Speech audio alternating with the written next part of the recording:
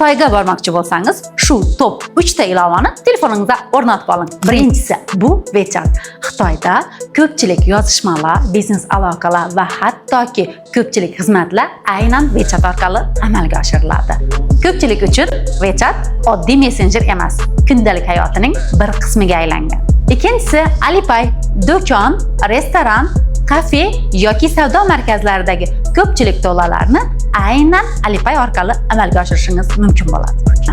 Uchinchisi va oxirgisi Google Maps har doim ham sizga manzillarni aniq ko'rsata olmaydi. Baidu esa sizga kerakli manzilni topish, metro va avtobus bekatlarini, yo'nalishlarini topishda katta yordam beradi. Agar siz ham yaqin kunlarda Xitoyga borishni rejalashtirayotgan bo'lsangiz, bu videoni saqlab oling. Aytgancha, sentyabr oyida Guli Travel bilan birgalikda avtorskiy turimiz bo'lib o'tadi. Balki Xitoyga birinchi sayohatingiz Guli Travel bilan boshlanar.